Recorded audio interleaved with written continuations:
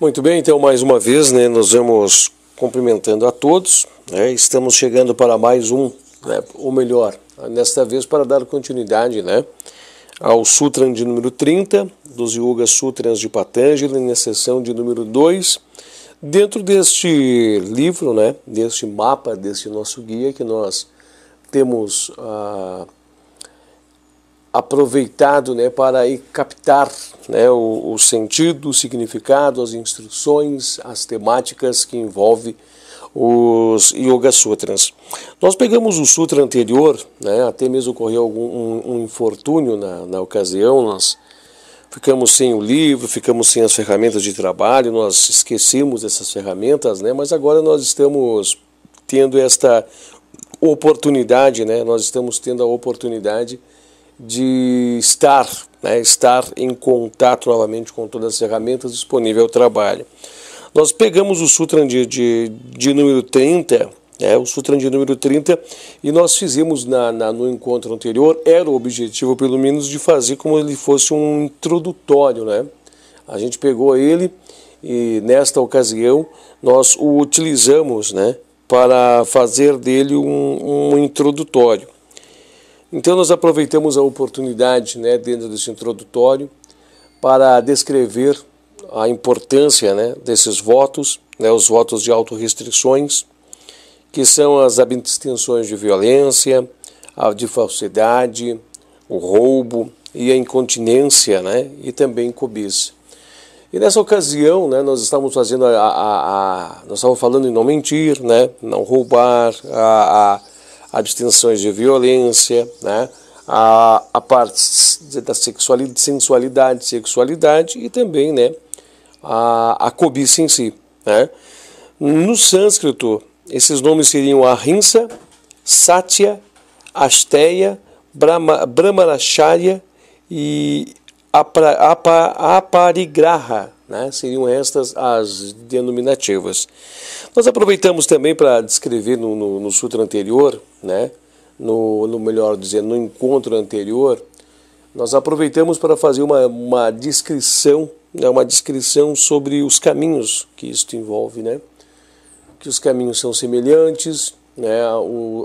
Adotados por irmãos de qualquer outro tipo de senda.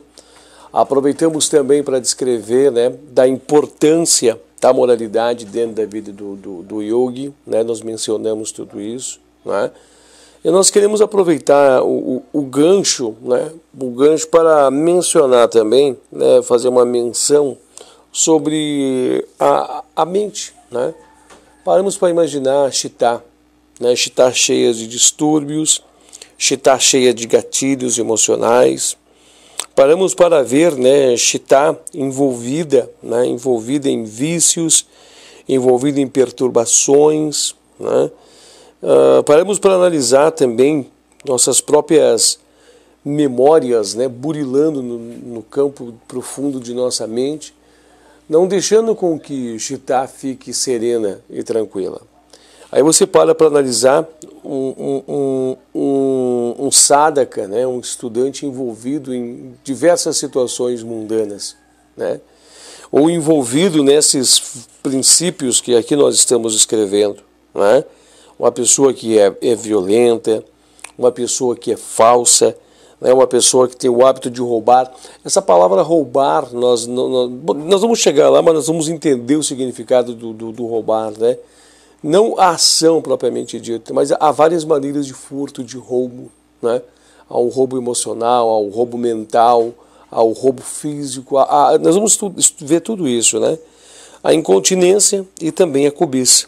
Então nós vamos estar trazendo essas descrições e vai ficar muito claro ao término, né, dessa nossa jornada, vai ficar muito claro, muito explicado, muito bem orientado, que todos esses vícios, né, que todas essas situações não trazem serenitude a Chitta, né, que envolve Chitta em diversas situações. Inclusive quando você agora, né, na fase iniciante, tenta avançar dentro dos caminhos de yoga, né, você tenta fazer um avanço dentro dos caminhos dessa caminhada, né, de yoga, Você talvez percebe ou não perceba, depende muito de pessoa para pessoa, o quanto a própria mente, né, fica agitada no plano de fundo. Né? Você quer buscar serenamento, mas ela fica jogando imagens, ela fica trazendo situações, ela fica te convidando, né? Ela fica lhe convidando, lhe convocando para se envolver em outras atividades. E você pode ver que até mesmo a sua forma de agir no mundo, né? A sua forma de andar, ela é atribuída a certos gatilhos, né? Reações.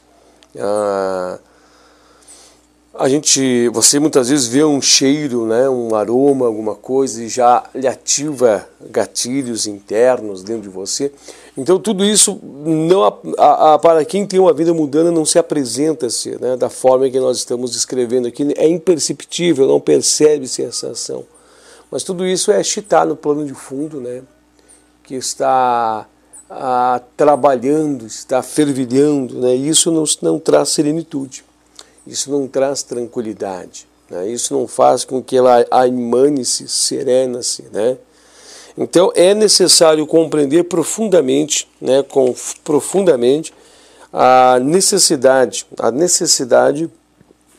dos votos, né, de Yama. É muito necessário compreender esses votos de Yama. Não somente compreendê-los, né, mas como também ir além do compreender. Quando sentir-se necessário, é algo muito particular na vida de cada sadhaka, cada estudante, de compreender a necessidade de incorporá-los a uma vida, a necessidade de tê-los na vida de cada um de nós. É necessário isso. E é necessário também compreender, né, o que esses votos trarão para a vida do estudante. Muitas vezes as pessoas fazem, né, esses votos por meras casualidades, impressionados. As pessoas fazem esses tipos de voto da boca para fora e não é bem assim. Aqui está dos pilares, uma das partes de início, né, tão quão importante a todas as outras dentro da composição das 8 partes do yoga. Né? Nós veremos que somente praticando Yama e Niyama, né, somente em Yama e Niyama, os resultados, né, das possibilidades que se abre a um estudante, a um yogi, né, são imensuráveis quando conclusa as missões, né, quando conclusa em suas solicitações o pedido que aqui se encontra. Então, se nós conseguirmos captar essa essência, né, se nós conseguirmos compreender a necessidade, a intensidade, a realidade, a profundidade e o que realmente esses votos significam, você vai entender, respeitá-los, né, você vai compreender, você vai respeitá-los e você vai se preparar para esse mergulho. É algo que destoa-se qualquer pessoa, né, afasta, retira qualquer pessoa de um convívio social sério. Né? Eu digo um convívio social sério no sentido de estar envolvido com as coisas mundanas. É muito complicado, é muito difícil. Né? Claro que estarmos envolvidos nas coisas mundanas, né, estarmos envolvidos no dia a dia, no cotidiano das coisas, atrelado aos votos, farão com que nós exercitamos gradativamente. Não exige-se e nem se pedirá de cada um de nós que os mergulhos, né, que o mergulho seja violento e vertiginoso ao entrar no grande voto. Mas há uma necessidade de respeito com o voto que você fez com você mesmo. É um grau de iniciação que você está conferindo a ti mesmo. É um grau de iniciação que você está fazendo junto a Ishvara Pranidhana, junto a Deus, junto ao universo. Então você tem que entender a magnitude de tudo isso, você tem que compreender, né, a magnitude desses votos, você tem que entender o que eles realmente significam. E quando levar a missão a cabo, né, quando você fazê-los, esses votos, aceitá-los, esses votos para a sua vida, tem que realmente fazer por merecer. Vai haver tropeços, vai haver quedas, vai haver situações, né, em que você vai falhar, mas você não poderá desistir do grande voto, né? Existem iniciações, né, graus de iniciações que os estudantes, né, conferem a própria iniciação a si mesmo. É estranho dizer isso, mas é muito profundo e muito real. E esta aqui é uma das iniciações semelhantes a este ponto. Você tem que entender, você tem que compreender, você tem que analisar profundamente as raízes do que aqui está sendo proposto. E quando você fizer esse grande voto, é você que está fazendo com você e com o Shivala Pranidhana, né? Com Krishna, com o nosso universo. Por isso a necessidade de entendê-los, né, compreendê-los, para assim eles serem executados. Tanto Yama quanto Niyama juntos se chamam o grande voto. E nós vamos estar chegando lá, tá? Nós vamos estar chegando lá. Acho que é importante referendar ou mencionar, comentar, reavaliar, falar estas coisas nesse exato momento, agora, aqui, porque são pílulas que nós vamos entregando, né, ao longo desse amplo, né, dessa jornada ampla do Sutra de número 30. Nós vamos ter mais ou menos 5, 6 partes desse encontro, né? Eu falei 4, né, mas é em torno disso, de 4 a 5, talvez 6 partes, somente dentro do Sutra de número 30, para que nós possamos entender a necessidade de captar, a necessidade de compreender, a necessidade de ver, de analisar e entender o que é esse voto, né? Yama. Posteriormente a Yama, nós vamos estar dando uma olhada em Niyama, né? Niyama. Aí entrariam 5 restrições e outras 5 observâncias, né? Restrições, proibições, tá? Proibições, advertências e depois observâncias, que são, né, uma base complementativa a 10 pontos principais que um yogi tem de atentar para a sua jornada, o seu caminho. Tá bom? Eu acho que o introdutório da parte 1, né, o Sutra de número 30 em sua parte 1 já traz bastante elucidações também, mas esse é um ponto muito, muito necessário de ser tocado para que compreendamos, né, e reafirmamos, deixemos clara a necessidade de entendermos, né, de compreendermos quão necessário é na vida, né, na vida de um estudante, né, na vida de um estudante, esse ponto preliminar, né, essa base preliminar, essa base profunda, essa base introdutória. É isto aqui que te levará aos poderes, aos siddhis? Não. Mas é isso aqui que te levará à liberdade da ilusão, né, a domar a Maya, a ilusão. Aí sim, né? Aí nós podemos trazer essa tratativa, esta, por assim dizer, afirmativa, aí nós podemos trazer esse ponto para você. Aí a gente pode fazer, né, esta menção, né, para você. Como nós falamos no sutra anterior, você que vai optar, né, você vai fazer a optar em seguir ou não. Mas entenda que para avançar nos pontos necessários de livrarmos-nos das ilusões, né, de Maya, é necessário que se abrace o yoga como um todo, tá? Pois bem, nós vamos estar falando hoje sobre a Ahimsa, né? O que é a Ahimsa? A Ahimsa é uma qualidade que nos apresenta uma atitude e um comportamento que nós devemos adotar a todas as criaturas vivas. Tá? Olha que interessante isso. A todas as criaturas vivas. Qual é esse comportamento. Né? Qual é este comportamento? É um comportamento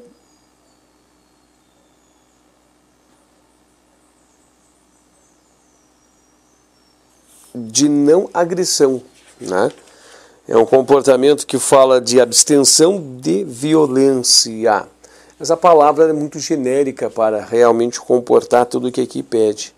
Mas aqui está falando em não atentar contra a vida, né? Não atentar contra, não chegar, né, a atentar contra a vida, a entender, né, a subjacência e a potencialidade da vida divina em todas as coisas, compreender, né, a divinitude que há em toda a obra de Deus, né, e através dessa compreensão, executa-se a rinça. É uma atitude de não violência, né, não agressividade com todo e qualquer ser vivo. Olha que profundo isso. Isso é muito profundo de se entender. Porque a filosofia do yoga, ela é baseada na doutrina da vida una, né? Então é fácil de nós entendermos o porquê da lei desta vida. Nós temos que compreender integralmente o princípio e a aplicação desse ideal em nossas vidas. Agora as pessoas muitas vezes se confundem, né? As pessoas muitas vezes têm uma confusão. Nós temos que entender que nós somos trimembrados. Há três partes dentro em nós. Ao corpo, né? Ao corpo. Nós temos a nossa alma. A nossa alma, né? Na verdade são 7, mas eu estou só colocando em 3 grandes classes para que compreendamos, né? A nossa alma e nós temos o nosso espírito. Há muita confusão, né? Muita confusão, principalmente para o homem do Ocidente, quando relaciona-se alma e relaciona-se espírito. Muitos confundem e interpretam ser a mesma coisa. A alma é uma coisa, né? E espírito é outra coisa, tá bom? Então nós temos que compreender que nós temos essas 3 partes, e essas 3 partes são convidadas a não estar envolvidas, né? Envolvidas propriamente com a ação, com a situação. Muitas vezes nós podemos pensar na violência, né? Pensar em um ato de violência, mas não agirmos para esta violência. Essa também é uma forma de violência nessa categoria, né? Muitas vezes nós podemos sentir emoções raivosas dentro de nós. Emoções, somente a emoção, somente a raiva, tu sente a raiva crescendo, mas tu domina, não deixa ela ser externada para fora. Isso acontece muitas vezes em diversos ambientes, né? Principalmente ambientes de trabalho, ambientes onde tem a raiva te infla, mas você não deixa ela sair. Mas essa também é uma agressividade. E a ação propriamente dita, né? A briga, as brigas, os bate-bocas, as discussões, os xingamentos, né? A ação propriamente dita, né? Nós temos que tentar captar essa essência de como é que surge dentro de cada um de nós, de como chega-se a cada um de nós a raiva transparecer-se. É muito difícil você domar isso, é muito complicado você tirar algo de que já está contigo por vários anos, várias vidas, né? Há um gatilho, né? Há um gatilho que dispara em Chitá. Esse gatilho ele pode aparecer por diversas situações. Mas podemos dizer que o conjunto também dessas situações, né, dessas diversas situações, é que fazem realmente culminar. Primeiramente começa dentro de você os princípios, os teus princípios, as tuas crenças, no que você acredita, né, alimentadas em Chitá. Começa seus bancos de memórias, e aí já começa a mexer no teu lado emocional, né? Então esses fatores envolvidos, eles geram um princípio, né? Eles geram uma regra dentro de você. E você adota essa regra, e essa regra, ela leva-se a cabo, né? E aí você estoura. Aí você parte para cima, aí você coloca em ação, né? Esta regra.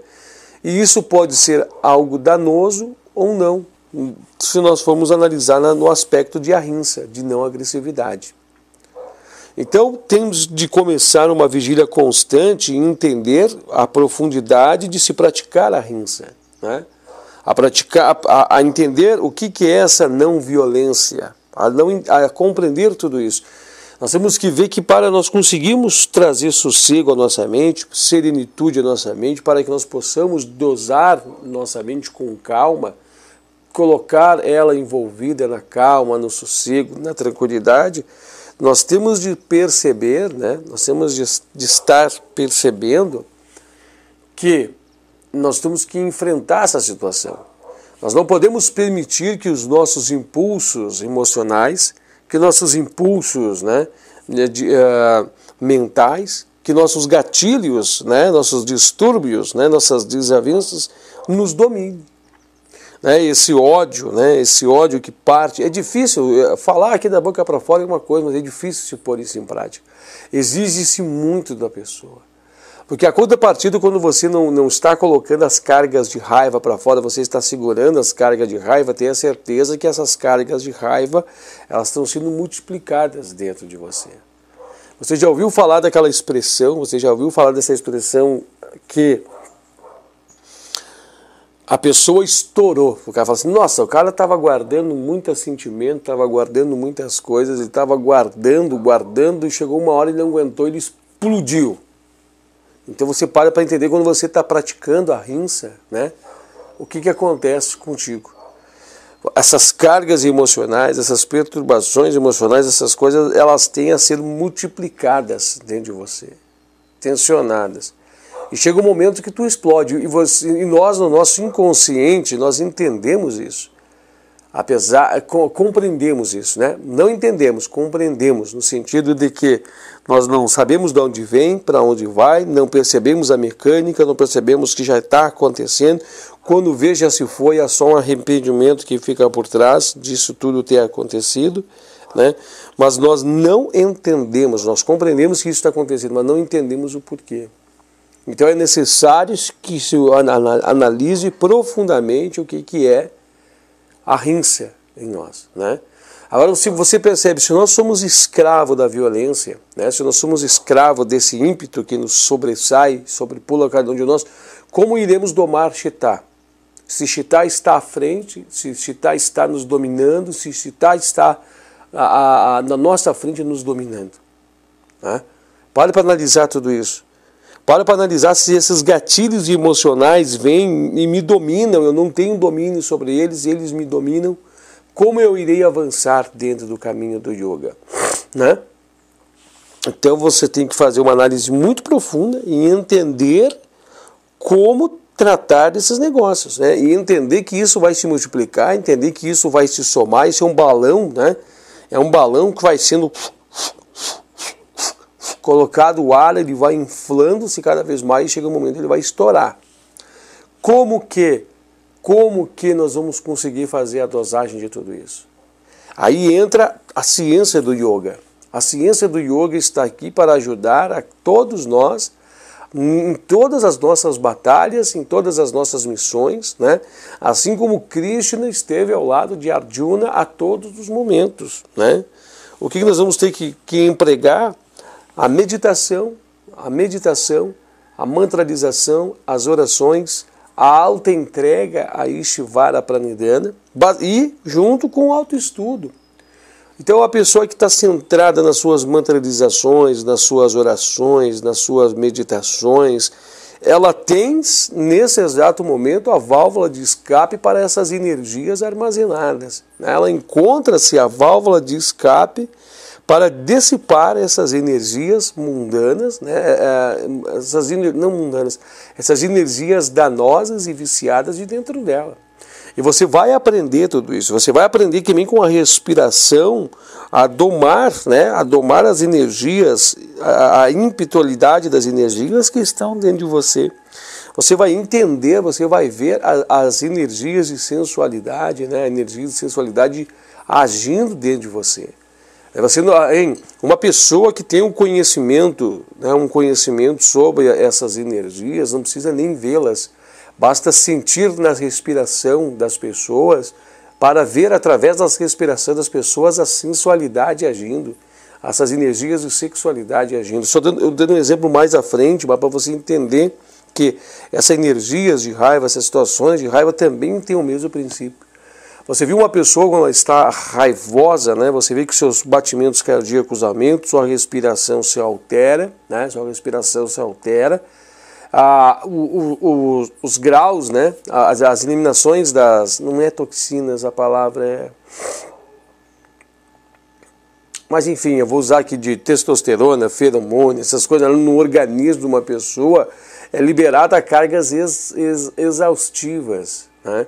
E é muito essas situações ficarão refinadas para um yogi, né? Ficarão refinadas para quem tem um contato com isso e vão começar a perceber. Por isso que exercícios respiratórios são tão profundos para você ver a circulação dessas energias, para você domar essas energias, ter controle sobre tuas emoções. Não é fácil, meus amados. Não é fácil.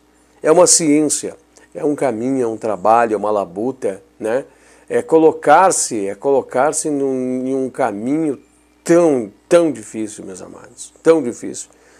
A queda nesses caminhos, os tropeços, os tropeços são eminentes. Há muitas pedras nesse caminho, né? Cada um vai ter que experienciar-se e descobrir-se a si mesmo, por si só, né? Cada um de vós. Os mantras, aqui mostra, né, e faz um convite ao yoga, a prática múltipla, né, de vários irmãos juntos praticando para um apoiar ao outro, para que haja troca de experiências, para que haja convívio, né, para que se possa debater essas questões, para que se possa trabalhar tudo isso. Porque enquanto essa questão não estiver trabalhada, não haverá sossego na mente, não haverá tranquilidade. Né? E a partir do momento que você vai conseguindo domar esse ímpeto, tranquilizá-lo, esse ímpeto, você vai começar a enxergar as tuas imperfeições, né?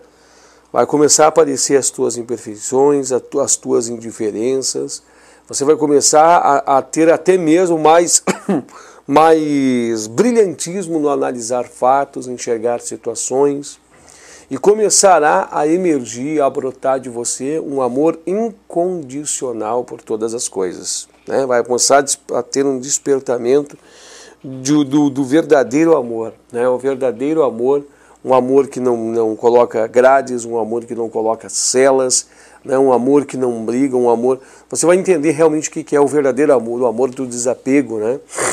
O verdadeiro amor. É interessante que nós entendamos que esse amor ele vai brotar conforme a luz do discernimento, a luz búdica começa a espargir, começa a brilhar. Porque você analisa uma mente em turbilhão, né? Uma mente turbilhonada, uma mente acelerada, uma mente agitada, como que, né? Como que, faço a pergunta para você, como que terá essa mente que está agitada por uma velocidade absurda, como vai ser ela atingida pela luz búdica, né? Como essa luz búdica vai tocar, vai iluminar, né? Se a pessoa está fora de si. É difícil, né? Então nós vemos que as respostas que os mestres querem nos trazer, as condutas, o guiar, né? O conduzirmos-nos, o levarmos-nos, né? O auxiliarmos-nos, ajudarmos-nos, está tudo em nossas mãos, mas as respostas não chegam por causa da mente acelerada. Então nós vemos que não somente a rinça, mas todos os demais, os outros quatro observâncias, restrições, né? As restrições são necessárias serem empregadas com afinco, né? Esse voto é necessário ser estudado, trabalhado para depois executado, para que nós possamos a compreender, né? A necessidade de incorporá-los em nossas vidas. Mas nós paramos para compreender que somente adotando-os, né? Eu aceito, eu faço esse voto e tal. Somente isso não vai conseguir lhe ajudar. Você vai precisar das outras proposições do yoga para te ajudar. Você vai precisar do plano de fundo do yoga, do complemento, né? Imagine só uma pessoa, né? Tentamos criar uma situação aqui de uma pessoa que não tem práticas regulares de oração, não tem práticas regulares de mantras, não tem práticas regulares de meditação, vai praticar ahimsa, né? Ou a pessoa cheia de sensualidade no seu corpo, né? Alimentos sensuais, alimentos, cheiros, gostos, né? Uma alimentação totalmente totalmente que não condiz com o equilíbrio de vida que viemos buscar, que estamos buscando, né? Uma alimentação desregrada, desequilibrada, alimentos fortes, alimentos, né, que mexem com a tua emoção. E aí você vai praticar ahimsa. Vai sair no campo da prática de ahimsa. Você vai abandonar a jornada, você vai abandonar o yoga, né? Você vai dar-se por vencido na primeira esquina, porque somente, né? Porque até mesmo para quem tem as informações é difícil, imagina não ter as informações, né? Imagina lançar-se sem ter, né, esse conhecimento, essas introdução. Né? Muitas vezes você fazendo as meditações corretas, você fazendo, né, as mantralizações, as orações corretamente, né? Você tendo uma boa alimentação, tendo um bom equilíbrio, você já tropeça, né? Há tropeço, há queda, e há quedas vertiginosas, né? Há quedas tristes, há quedas lamentáveis, né? A cada tropeço, a cada descuido, parece que somos testados parece que somos testados assim ao extremo, né? No fogo. Somos levados ao fogo para ser temperados e forjados, né? Para amoldados, para ficarmos mais resistentes. Somente quando algo, né, sai fora do regramento, nós já perdemos a linha. Nós já estouramos, já defendemos os nossos princípios, nossos pontos de vista. Já defendemos nossas posições. Então tu imagine, né, para quem não está regrado, para quem não está dosado. Então é muito interessante mesmo, tá? Interessantíssimo que se entenda tudo isso. Eu vou fazer um convite agora para que nós entendamos uma profundidade um pouco maior dentro da visão de Taimni, o que ele quer nos passar sobre a ahimsa, tá? No encontro que vem, nós vamos falar sobre Satya, tá? Nós vamos falar sobre Satya, que também é uma das restrições, é fantástico de entender. Eu acho que a mais restritiva, ou as que as pessoas mais vão questionar, não vão compreender, é Brahmacharya, né? E Brahmacharya é Brahmacharya, né? Isso. Nós vamos estar trazendo todas as explicações, você vai entender a necessidade disso. Talvez, acho que como muitas pessoas ainda não chegaram a tocar nesse ponto, para entendermos Brahmacharya, né? Para entendermos o quanto somos vítimas, né, da sensualidade, da sexualidade e tudo mais, né? Nós vamos estar entendendo como somos escravos de tudo isso. E nós vamos estar aqui trazendo para você. Essa definição da palavra escravo, ela cai muito bem para esse momento, né? Ela entra muito bem nesse momento que estamos falando.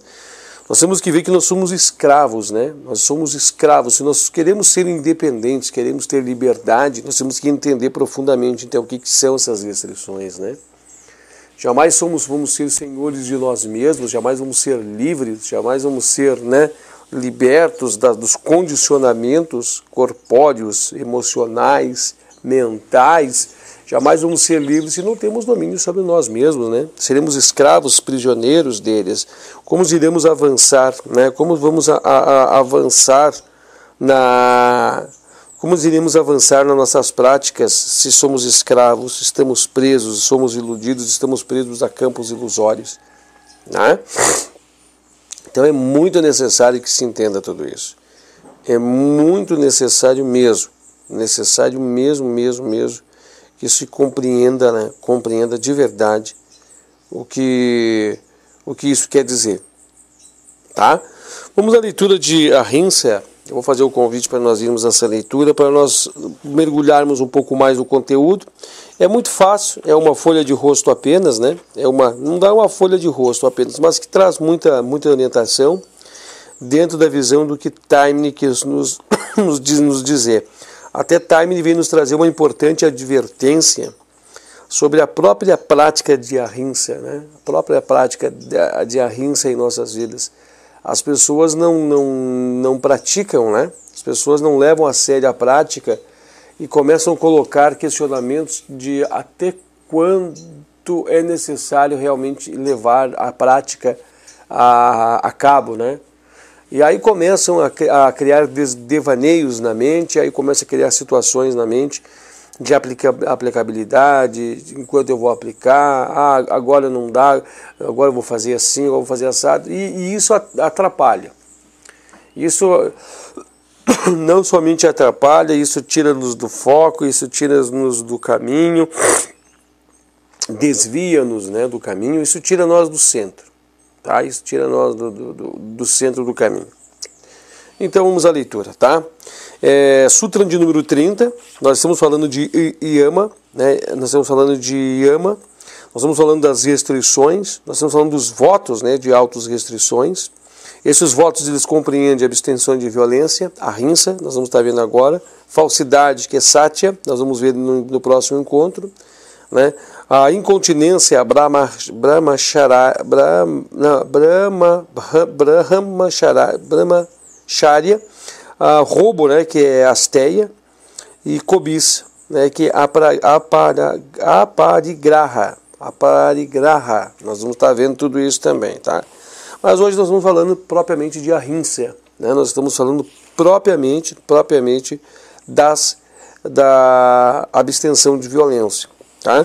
Eu vou fazer, acho que a leitura vou fazer a leitura dos parágrafos em si, e depois a gente faz os comentários que tem que se tecer e se haverá necessidade. A gente realmente acredita que já tenha feito um introdutório, né, muito interessante, muito completo, tenha passado para você pontos de raciocínio, de reflexão muito forte para as tuas meditações, para você refletir sobre esse tema aqui, tá?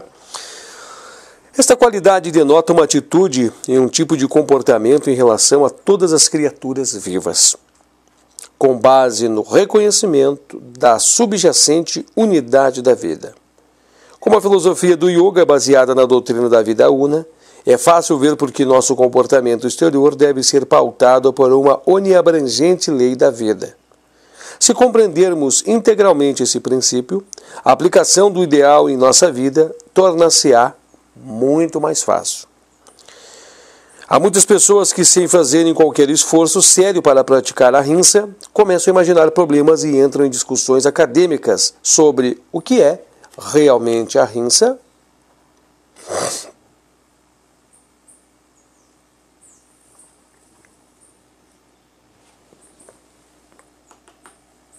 O que é realmente a ahimsa e quanto ela é praticável na vida.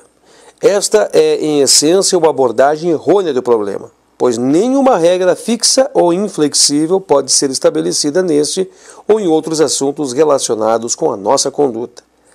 Cada situação da vida é única na vida. Repetindo a frase.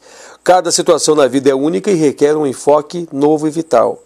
O que é correto sob certas circunstâncias não pode ser determinado pelo modo mecânico, ponderando-se a todos os fatos e pondo-os em uma balança. A visão interior correta quanto à ação certa a ser adotada em qualquer conjunto de circunstâncias é o resultado de buddhi desenvolvido e purificado ou da faculdade do discernimento, sendo que esta função de buddhi, livre de perturbações dos complexos em nossa mente, somente se torna possível após prolongado treinamento no que fazer o que é correto a qualquer custo. Somente fazendo o que é correto pode-se adquirir mais força para agir corretamente no futuro e também adquirir capacidade de ver o que é correto. Não há outro caminho. Assim, a sadhaka que deseja se aperfeiçoar na prática de ahimsa descarta todas as considerações acadêmicas, mantém rigorosa vigilância sobre sua mente, suas emoções, suas palavras e seus atos e começa a ajustá-los ao seu ideal. Pouco a pouco, à medida que ele consegue pôr em prática o seu ideal, as crueldades, as injustiças contidas em seus pensamentos, palavras e atos vão se revelando, sua visão tornando-se clara. e assim, sob qualquer circunstância, de um modo que se condiz corretamente, será conhecido por intuição. Da forma gradual, este ideal de inofensividade, aparentemente passivo, transforma-se-á em uma positiva e dinâmica vida de amor, em seu aspecto de terna compaixão, em relação a todos os seres vivos, em uma forma prática de servir. Olha que interessante isso, né? Lembrem que a autoentrega é servir, né? Lembrem que a autoentrega é servir. Lembra que a utilidade é sermos servis, né? Servis. O homem que se coloca na posição de servir é que mais se eleva. Nós temos um exemplo muito forte que é dito aqui no Ocidente, Jesus Cristo, né? Um homem que serviu, né? Um ser um avatar que serviu, de serviço, se pôs ao serviço, tá? Vamos a alguns pontos importantes, né, que estão nas entrelinhas do que Taime acaba de nos dizer aqui, ó. Aqui fala assim, ó, essa qualidade, que é a rinça, né, denota uma atitude de tipo de comportamento em relação a todas as criaturas vivas, todas, tá? Aí você vai começar a pensar sobre animais que você tem medo, animais que você acha que é peçonhento, animais agressivos, que fala todos, tá? Mas para nós podermos compreender um pouco mais sobre esse comportamento em relação às criaturas vivas, nós temos que aqui nós temos no nosso plano de fundo ação e reação, né? Nós temos que compreender sobre ação e reação. Nós temos que meditar sobre a ação e a reação. Nós temos que entender que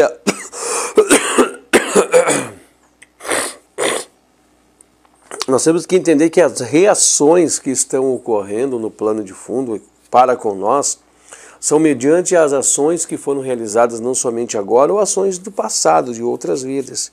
Então, se essas ações estão chegando agora, que elas se executem, né? Que elas se façam. Esta é uma autoentrega das mais profundas que se pode imaginar. Entregar-se, né, para todas as coisas que possam advir ou acontecer. Pense bem nisso, tá? Aqui é fácil ver porque o nosso comportamento exterior deve ser pautado por uma oniabrangente lei da vida. Quando compreendermos integralmente esse princípio, a aplicação do ideal em nossa vida vai se tornar fácil. Então, quando você começa a meditar sobre esses pontos que eu acabei falando, né? Sobre a mente conturbada, emoções desenfreadas, né? Sobre ação, sobre tudo isso traz, sobre também, né, a ação e reação, sobre crescimento, sobre as coisas que nós temos que passar, as experiências e tudo mais. Você começa, e muito mais outras coisas que agora me vem à mente. Você começa a entender o princípio de ahimsa. Né? Olha aqui agora. Há pessoas que não fazem um esforço sério e já começam a imaginar problemas e entrar em situações acadêmicas. E quanto ela pode ser realmente praticável, né? Aqui ele vem advertir, isso é errado, né? É errôneo abordar o problema dessa forma, pois não há regra fixa que pode ser estabelecida nesse ou em outro assunto relacionados à nossa conduta. Preste atenção a isso. Cada situação da vida é única e requer um enfoque novo e vital. Enfoque novo e vital. Não esqueça que nós estamos desfocados. Não esqueça que nós estamos na ilusão. Não esqueça que nós estamos turvalhados, né? Nós não estamos enxergando as coisas como realmente são. Não esqueça que nós não temos conhecimento, nós não temos maturidade. Não esqueça que nós estamos envolvidos pelas ilusões de Maia. Não esqueça que nós estamos envolvidos, né, por uma série de situações que não nos permite enxergar, ver com clareza, ver do alto da montanha as coisas. Tá? O que é correto sob certas circunstâncias não pode ser determinado de modo mecânico, ponderando-se a todos os fatos e pondo-os em uma balança. Olha que interessante isso.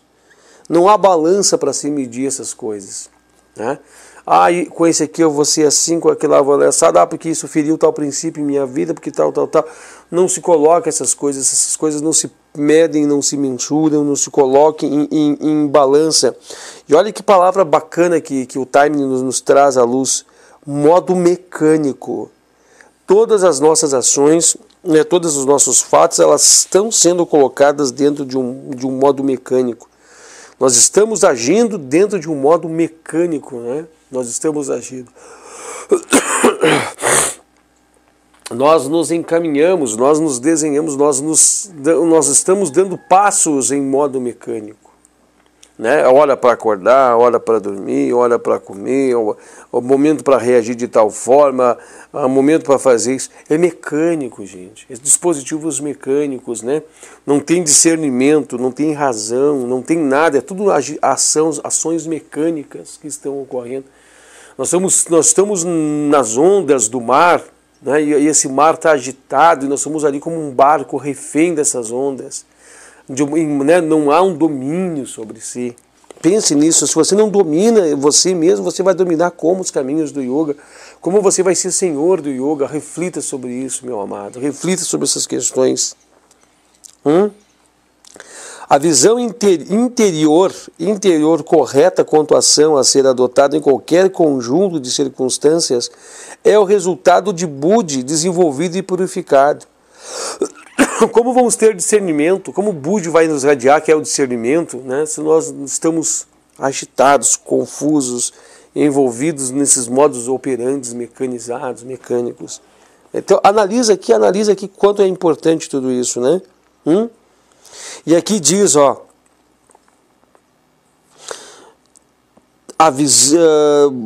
o resultado de Buddhi purificado, tá? Faculdade do discernimento. Sendo que quando a função de Buddhi estiver livre de perturbações, dos complexos da mente, olha só, a mente está fervilhando, está dificultando, somente se tornará possível após um prolongado treinamento em fazer o que é correto a qualquer custo. Fazer o que é correto a qualquer custo. Vai chegar um momento que você vai ter que se confrontar, né? Que você vai ter que haver um confronto com situações que poderão até mesmo te levar à morte, mas você vai ter que agir de forma correta. Haverão situações que vai te expor, né? Vai fazer exposição de coisas íntimas que você foge, tem medo, não quer. Você vai ter que agir de forma correta. Então pense bem na grandiosidade disso para poder fazer o quê? A limpeza, a tranquilidade, para poder fazer o domínio, né? Limpar-se desse charco, esse lodo de situações. E aqui diz assim, ó, não há outro caminho. Na realidade não há. Para quem quer avançar nos caminhos do yoga, quem quer abandonar, né, a ilusão, quem quer sair dessa ilusão da vida, não há outro caminho. Não há outro caminho, se não, primeiro não te purificar, não te limpar, não enxergar as coisas claras. Não limpar esse olho embaçado, essa lente embaçada de situações. Assim, o sadhaka que deseja aperfeiçoar a prática de ahimsa deve descartar todas as considerações acadêmicas e manter vigilância sobre a mente, sobre as ações, palavras e seus atos, e ajustá-lo ao ideal. Preste bem atenção. E o que vai acontecer? Pouco a pouco, então, ele vai conseguir clarear, né, enxergar as crueldades, as injustiças que ele cometia em pensamento, em palavras e em seus atos. Tudo isso vai se tornando claro e ele vai compreendendo, né, vai compreendendo através dessa intuição de Buddha que vai iluminando as coisas erradas em sua vida. E depois, mais adiante, o que vai acontecer?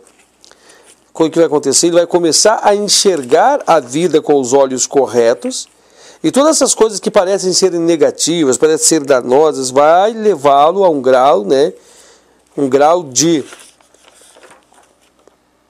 transformação positiva e dinâmica, conduzindo a uma vida de amor e compaixão em relação a todos os seres vivos. Pense bem nisso, para você amar todos os seres vivos, para você compreender todos os seres vivos, entender, né, ter compaixão e amar a tudo e a todos, você tem que estar num grau mais elevado. Né? Tem de estar num grau mais elevado para poder enxergar as coisas em outras perspectivas que nós não enxergamos. Você tem de estar num ponto e um grau diferente para compreender isso. Eu vou usar ele como exemplo, que é um exemplo prático do Ocidente. Observamos Jesus Cristo, esse homem era compaixão, esse homem era amor puro, esse homem era bondade personificada, né? Você para analisar que esse homem ele tinha de estar num grau mais elevado, né? Agora imagine este homem que estava em um grau mais elevado se ele tivesse dentro dele, não tivesse dentro dele a rinça desenvolvida. Como é que seria? Então nós analisamos, nós nos baseamos dentro desse exemplo prático para entender o quanto a rinça é necessária em nossas vidas, para compreender tudo isso. Paramos para analisar isso, paramos para ver, para tentar enxergar tudo isso. Como que nós vamos ter uma vida dinâmica de amorosidade, de compaixão? E, gente, quando atingir esses graus de amorosidade e compaixão, vocês não imaginarão o que na volta acontece, né? Tudo se transforma o que está à tua volta. A raiva, a sentimentos não chegam mais perto de você. E todos os animais, todos os seres humanos, todos que estarão no teu raio de abrangência, que vai aumentar cada vez mais, sentirão amor e bondade, não em palavras, em atos, mas só em estar perto dessa vibração, eles também se desarmam, os animais ficam dóceis. Os animais ficam dóceis, as plantas florescem, né? Os animais ficam dóceis, as pessoas quando estão brigando, discutindo, quando você se aproxima, cessa tudo. Somente dentro de uma onda irmanada, né? Há um exemplo de Gandhi. Gandhi era um grande praticador, né, da não violência. Gandhi era um dos maiores praticantes, talvez, do nosso tempo da não violência. E o Mahatma Gandhi, quando via as pessoas discutindo, brigando, quando ele se aproximava dessas pessoas em discussão, as pessoas paravam. As pessoas paravam de brigar, cessavam-se, porque tamanha era essa onda, tamanha era essa onda que era espargida de bondade e amor por Gandhi. Nem precisava falar, não precisava nem dizer palavras, nem fazer menções, não precisava nem mencionar nada. Só o aproximar de Gandhi às pessoas fazia com que as pessoas se desarmassem. Então você para analisar o que nós estamos dizendo aqui. E aqui diz assim, ó, em sua forma prática o servir, né? Nós temos que parar para fazer uma reflexão, uma análise profunda no que era o servir. Tudo é serviço. Todo o princípio universal, todo o cosmos está em serviço. Todo o universo, nesse exato momento, está em serviço da evolução. Nesse exato momento, você talvez não parou para analisar, não parou para ver, não parou para tentar ver, mas se você está em pé, respirando, é porque o universo está trabalhando para ti. Tudo está servindo a você. Há um grande serviço que está sendo feito a você. Então, o serviço é a prática libertadora, o serviço é a libertação. Toda a mecânica do servir é o que traz liberdade, é a libertação. É o servir. O servir é o trabalho que nos aprimora. O servir é o trabalho que nos faz crescer. Uma pessoa só cresce pelo trabalhar. Não estou falando do trabalho, eu não quero falar somente do trabalho mecânico físico, naquele que você recebe o teu salário para viver, não é isso. Eu estou dizendo o trabalho que te faz crescer, que te eleva, que te constrói, o trabalho que te modifica como pessoa, o trabalho, mesmo sendo esse trabalho que você está recebendo um salário, esse trabalho também ele lhe modifica, ele constrói. Você cresce, você prospera, você evolui, você ascende-se acima das condições. Esse é as situações que só se consegue pela prática do servir. Somente consegue pela prática do servir. E ser servil é a pessoa que mais recebe, mais aprende, mais está envolvido em aprender. Serviço. Tá? Eu espero que eu tenha trazido uma definição muito plena do servir. Que o nosso tempo está acabando.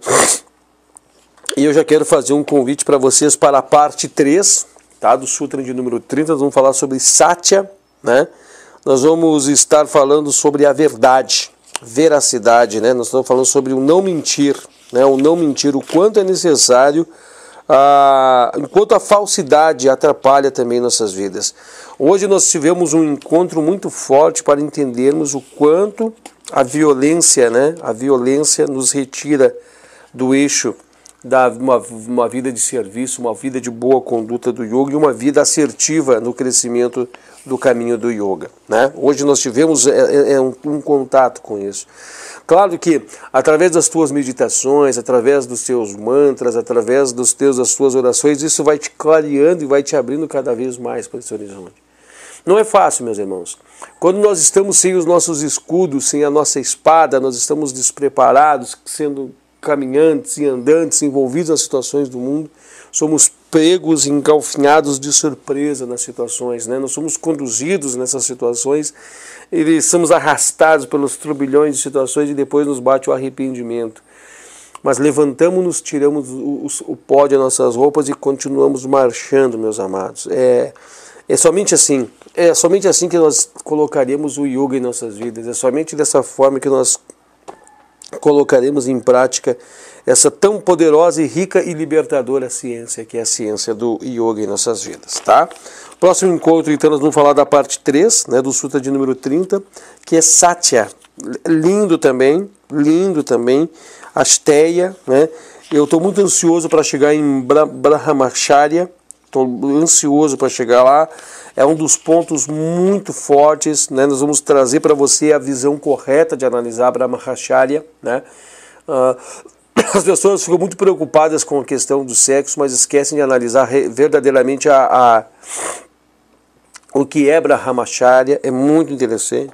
E depois nós vamos ver a Parigraha, né? A Parigraha, que é o último desses pontos, né, desses votos, e depois nós vamos para o Sutra de número 31. Temos uma longa jornada, mas é assim, irmãos, é a jornada do yoga.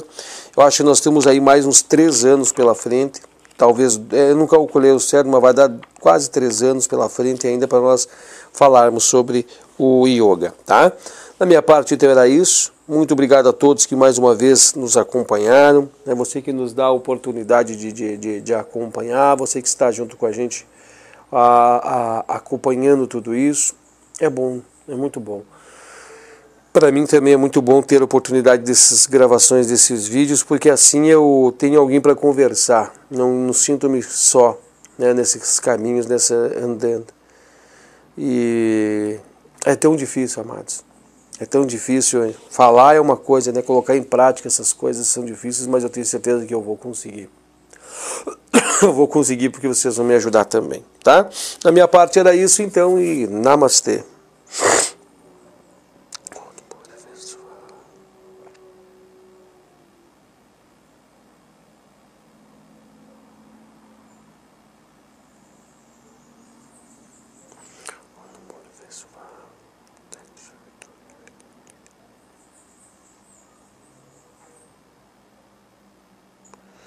Om Bhurvasvaha Svaha Tatsaviturvariyan Bhargo Salimahi Diyayona Prachodayat.